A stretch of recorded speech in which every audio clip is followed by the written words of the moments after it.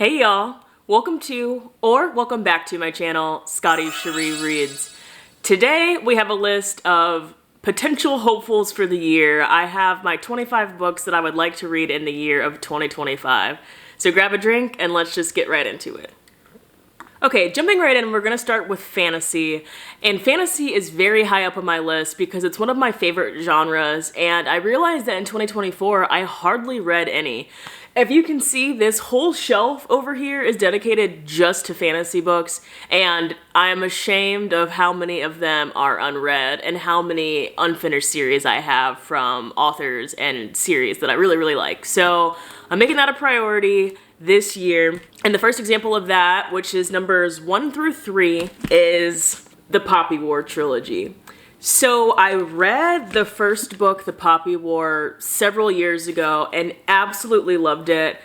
And then of course, I don't know what happened, I never finished the series. So I'm gonna count this as one, even though this is a reread, which is the only reread that's on this list. But I definitely need to reread this and then move on to The Dragon Republic, and then finish off the trilogy with The Burning God. So, R.F. Kuang, I'm coming for you. We're finally gonna battle this series, tackle this, and see how I feel about it. I'm sure it's gonna be an all-time favorite, but yeah, this is number 1 through 3. All right, number 4, we have Miss Shauna McGuire with Middle Game. I'll have linked above. I did a vlog where I read all of the Wayward Children series, including the newest release that came out in January, and also the short stories, so I'll leave that linked. And if you don't know, spoiler, I guess, if you haven't seen that, I absolutely love the Wayward Children series, and I've had Middle Game on my shelves for such a long time and just have never picked it up. I don't know much about it. All I know is it's like, I think it's SFF, like science fiction fantasy, and there's twins named Roger and Dodger, which I think is hilarious. And that's all I know, to be honest. And I've been told that it's a very different kind of story and that it's best to go into it blind. It is kind of thick, but I just want to start this one. I don't have any of the others in this series. I'll link them here. I'm not sure how far along she is, but I just have the first one on this list, number 4, because I want to dive into any other Shauna McGuire work, which she has a lot, and all I've read is the Wayward Children series, so excited for this one. And number 5, I have The Adventures of Amina Al-Sarafi by Shannon Chakraborty. So last year, one of my top reads, I had a lot of excellent reads that year, and it actually didn't even make it to my top 10, but I still really enjoyed it, and that was Trust of the Emerald Sea by Brandon Sanderson. And that was a pirate story, and I ate it up. I loved it so much, and I've been looking for other pirate stories, and I realized that I've had this one on my shelves from, I believe, Illumicrate? Let me see.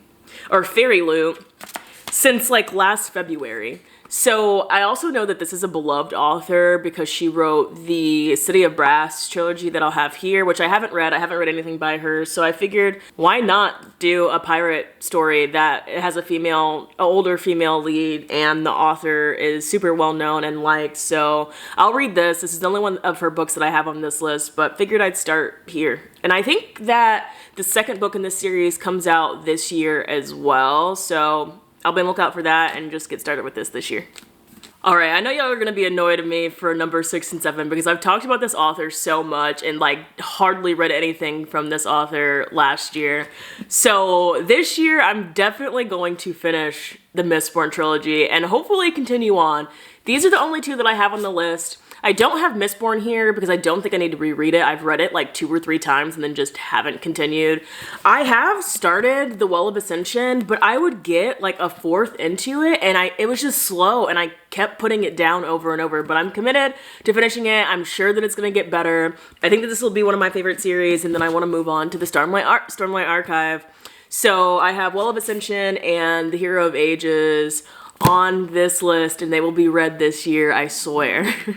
And rounding out the fantasy picks, at number 8, I have Piranesi by Susanna Clark. This little book I've had on my shelves for forever. I got it from Book of the Month a long time ago, and it's finally time for me to pick it up. I've been very intrigued with this book because everyone says to go into it blind, which I do for a lot of my books, so I'm sorry if there's not a good synopsis here.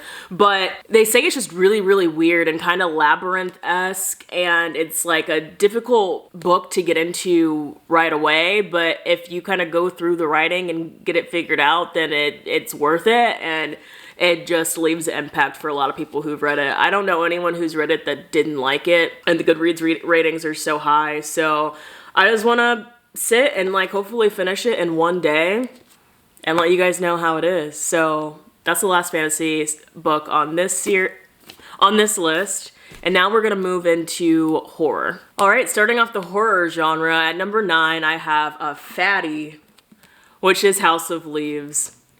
This one's gonna take me forever. I don't know if I'm gonna just dedicate all of October to read this or what, but I'm committed to reading this book this year. If you don't know, it's about like a haunted house that's bigger on the inside than the outside, I believe, and it's told in a weird narrative style that's just super interesting to me. And some people say this is like the scariest book they've ever read, and it's worth the grind to get through this unique book. So I'm committed to reading House of Leaves this year. Let me know if you're interested in buddy reading it, because I feel like this is a good one to buddy read and kind of throw your thoughts out there with other people as you're reading it. So leave a comment down below if you're interested in buddy reading this with me this year. Coming in at number 10, I have Monstrilio by Gerardo Simano Cordova. This was on my list last year and I just never really got around to it. I've heard this is some people's like absolute favorite horror novel, and it's about grief and how a mother loses her young child and she brings him back, but it's not really him, it's Monstrilio, and she does it by taking like a piece of his lung, I believe, and that's all I want to know. So yeah, I mean, a lot of people, like honestly anyone that's read this, I feel like not only did they love it, they said it's in like their top 10 favorite reads. So I just need to pick this up and see for myself, and maybe I'll have a new favorite horror of all time. All right, at number 11, I have The Good House by Tanana Reeve Dew. If you don't know, The Reformatory by Tanana Reeve Dew is my favorite fiction of 2024, and that's the first and only book that I've read by Tanana Reeve Dew, so I want to pick up The Good House. It's another standalone story about a haunted house, and that's literally it. I'm very eager to pick up anything else that Tanana Reeve Dew writes, so I didn't get around to this during Black Halloween last year, which I hope to do, so I'm definitely going to be reading it this year. Okay, and then finishing out the horror genre at number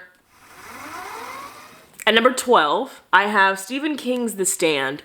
So as I've mentioned in previous videos, I decided last year to start reading Stephen King's books in publication order. I haven't gotten super far, but this is the first like really big book that comes in chronological order, so I want to read all of the books up until this one. I think it might be like number 5 or 6, and I feel like that's very doable. I don't have the other ones on this list. I do obviously need to get to them before getting to this one, but I would like to get to that point to read The Stand. It's super big. It's about a plague. I know a lot of people read it in like 2020 and said it was like eerie to read then. I think I'm a little far enough away from the pandemic that I'm ready to pick this up, so we have this number 12 for the horror genre. And now we're gonna get into contemporary and like literary fiction. At number 13, speaking of The Reformatory, because I love that book so much, I decided to finally pick up The Nickel Boys by Colson Whitehead, which is a fictional story about the Dozier School for Boys, which is the same school that was the blueprint pretty much for The Reformatory. This is a really short novel, that's all that I know. I also know that the movie just came out or comes out recently, so I'm excited to pick this up. I probably will pick this up sooner rather than later so that I can watch the movie or movie adaptation as well, but definitely gonna read this one this year. At number 14, I have Transcendent Kingdom by Ya Jasi.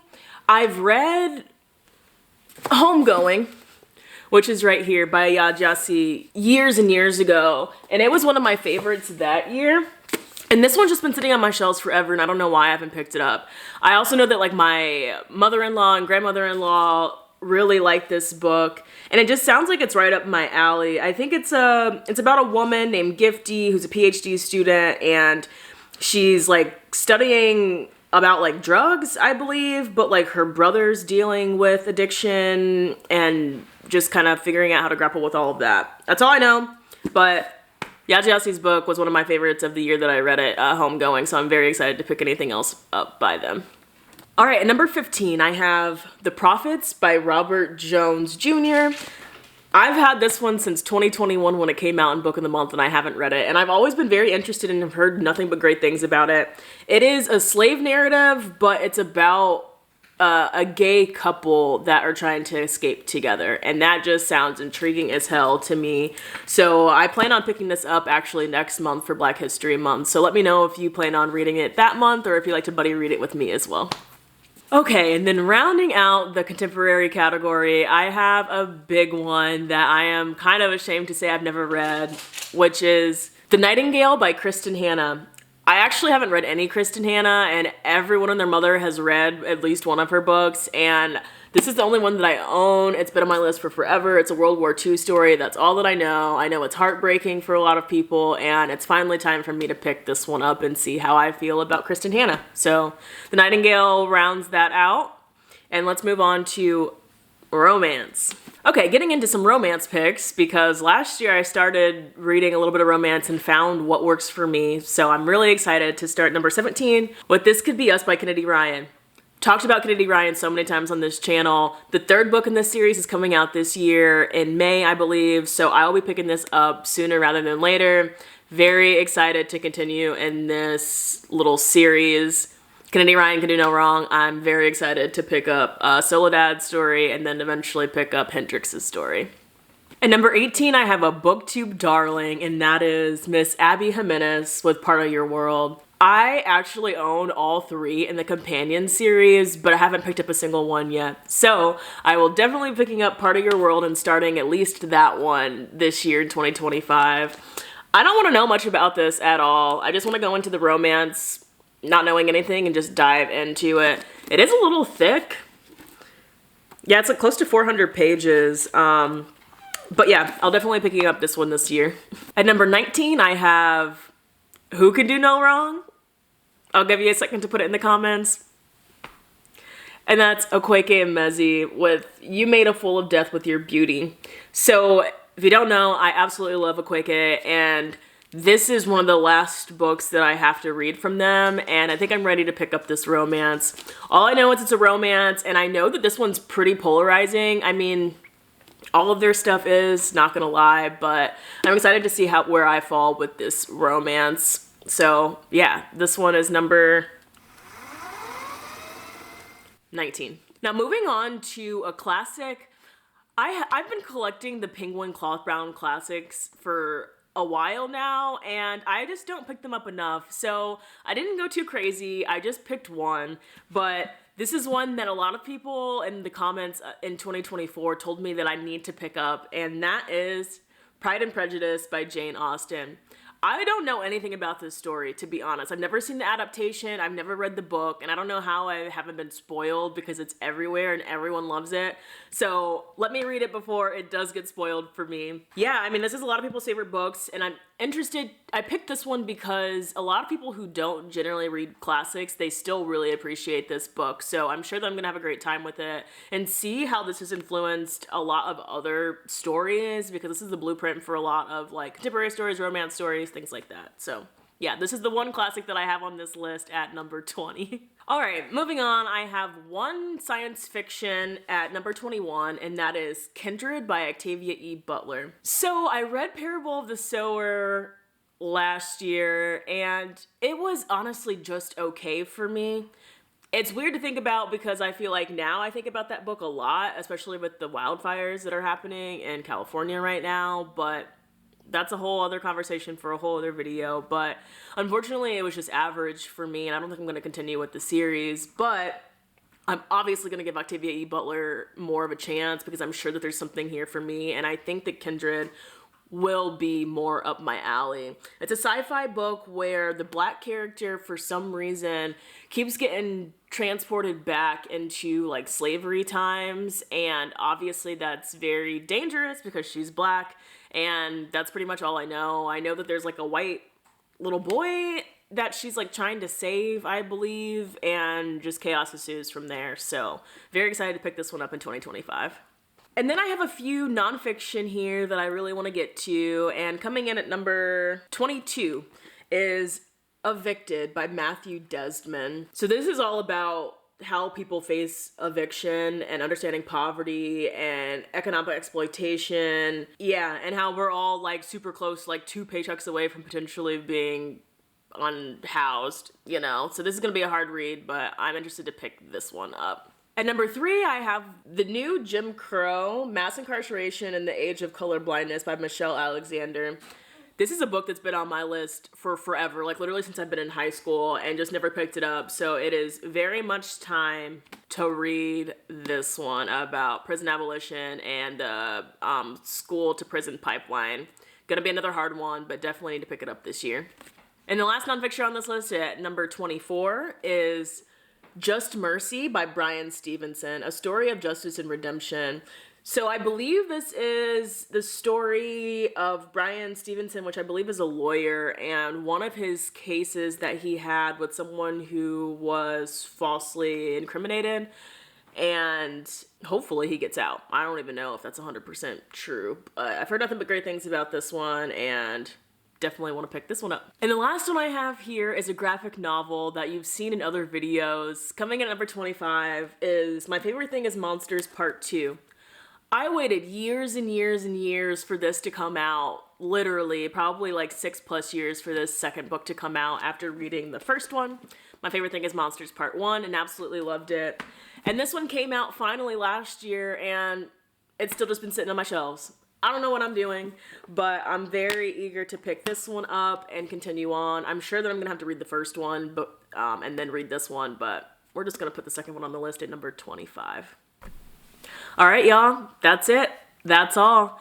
Thanks for sitting here with me and seeing what books I want to read this year. Let me know in the comments what books you definitely need to get to this year. And if there's any on this list that you'd like to buddy read, I'm totally open to that. So leave a comment down below. As always, if you're not subscribed, please hit the subscribe button because that really helps me out. And I will catch you in the next one. Bye.